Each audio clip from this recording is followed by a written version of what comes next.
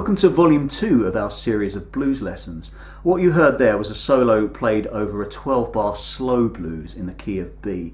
You've probably heard something similar if you're familiar with Red House, Texas Flood, How Blue Can You Get, The Sky Is Crying, Be Careful With a Fool by Johnny Winter, the list goes on. Slow blues is a very expressive form of blues since it allows for a lot of freedom in terms of dynamics and phrasing. And in the example I played, I soloed over the 12-bar progression 3 times, or 3 choruses as it's sometimes known in the blues. I'm going to break that solo down for you note for note because it contains a lot of information and licks that you can then incorporate into your own playing. In the first chorus, I borrowed heavily from B.B. King, mixing both the major and minor pentatonic scales.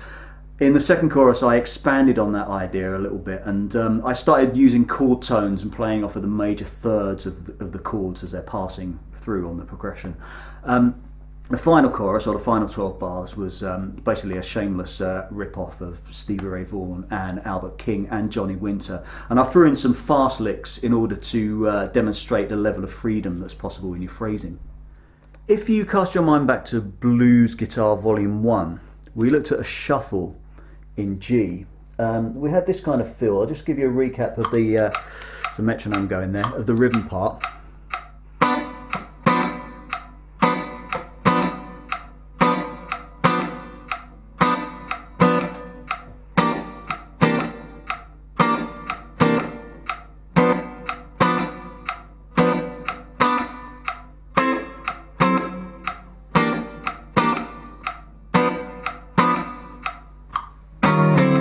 Try not to shake the guitar around too much there because I tend to tap my foot a little bit too hard, so it's going to give you blurred vision. But that was the chord progression, just the stabs, very kind of subtle rhythm guitar part. And we also had a solo which went something like this. 1, 2, 3.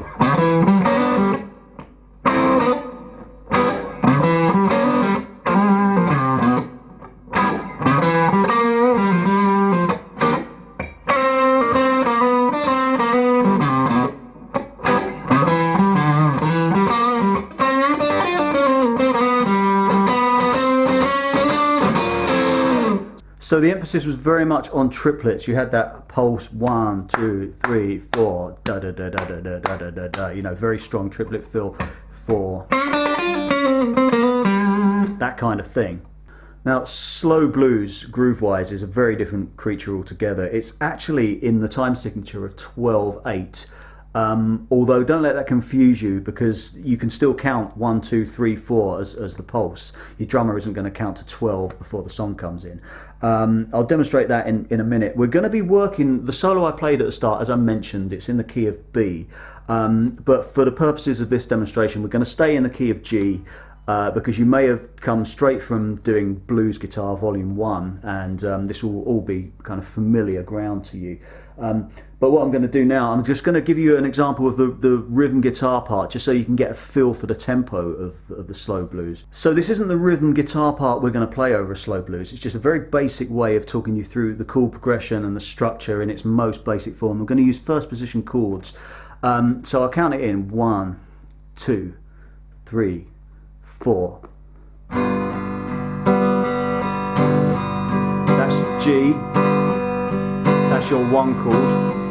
And we play that 4 bars.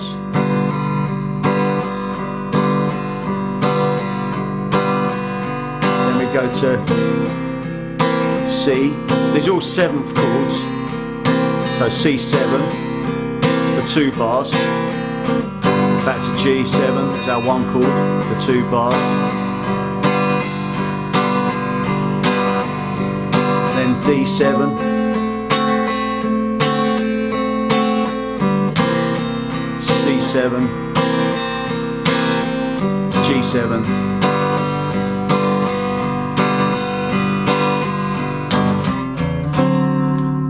Finishing off on D7 on that turnaround. Again, that's a very simple, that's not the sort of rhythm guitar part you would play, but I just wanted to demonstrate the feel of it. So as I say, it is in 12/8, but you're not going to go 1, 2, 3, 4, 5, 6, 7, 8, 9, 10, 11, 12. You're not going to count it like that.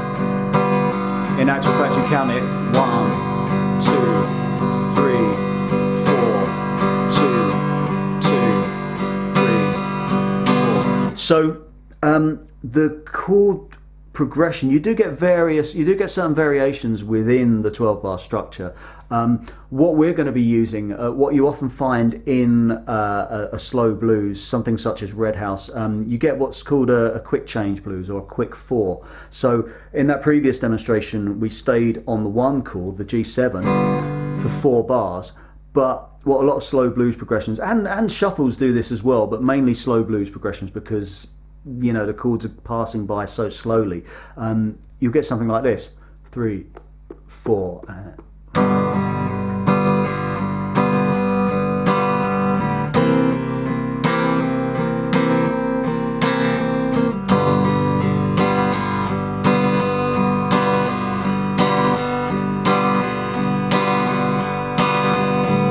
Then we go to a 4 chord.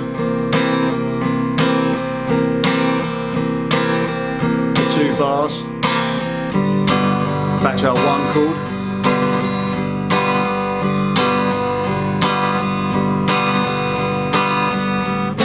five chord, D7, 4 chord, C7, back to our 1 chord, which is G7. So what I did there, it was 1 bar on G7, 1 bar on C7, and then 1 bar, sorry, 2 bars on G7 after that. So it was the only bit that changed. The first 4 bars, you've actually got, instead of just staying on that G7 for 4 whole bars, you actually play 1 bar of G7, or your 1 chord, whichever key you're in, and then 1 bar of your 4 chord, in this case C7, and then 2 bars of your 1 chord. We'll just play 1 more time, and then it's our 4 chord, which is C7 for 2 bars, and then 2 bars of our 1 chord, G7.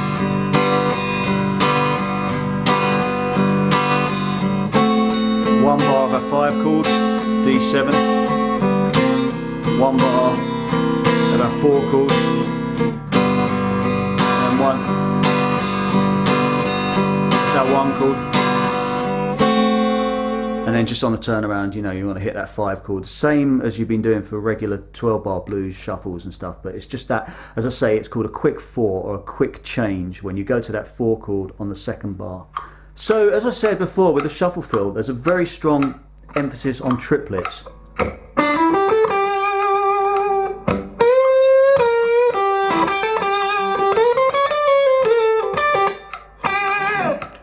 So in theory, you could, you know, slow down everything that you played over a shuffle, over a slow blues.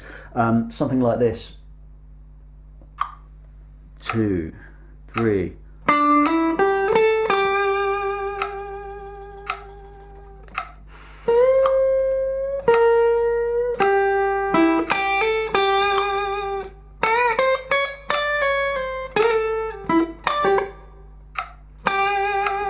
But as you see, it's not very exciting, it's actually quite boring. So although it's a slow blues, it does allow for a lot of freedom with slow and fast phrasing, you know, kind of mixing the two. And you listen to a lot of players playing a slow blues, and they'll play phrases that are out of time, or they might start out of time and then they'll rein it kind of back into tempo.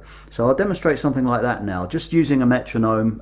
There's no accompaniment in the background, but you should hopefully be able to hear the chords change underneath anyway. Actually, I'll play it without the metronome because I couldn't hear the metronome. But here we go. 1, 2, 3.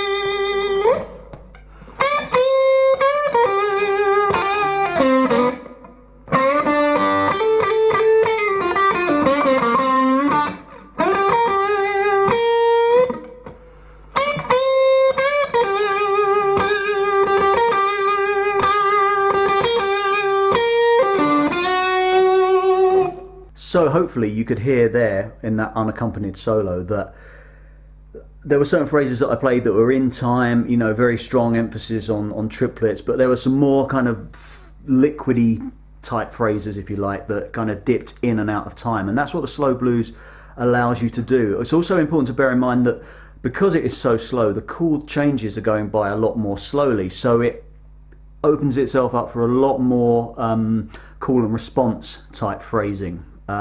So as I say, it's a very you get a lot of freedom. You get a lot of freedom when soloing over a slow blues. Since the blues is essentially an improvisational form of music, it's actually a lot harder to teach than most other styles. But for generations, players have actually learnt licks from other players, and it's just been passed down from generation to generation. So feel free to do that with the licks I'm showing you today, because eventually they'll work their way into your own playing and they'll become your own anyway. So as I mentioned in Volume 1, in order to play the blues, you need to hear the blues, and in order to hear it, you need to listen to it. So, you know, the ingredients are pretty straightforward when you break it down, but there's so much more to it in terms of dynamics, phrasing, articulation, and just note choice. So again, put together a playlist of your favourite blues songs, listen to it over and over again, you know, really try to internalise the way your favourite players play. So all will be made clear as I show you the licks that I'm going to show you in this solo. But first of all, let's start by actually learning the rhythm guitar part that I played on the backing track.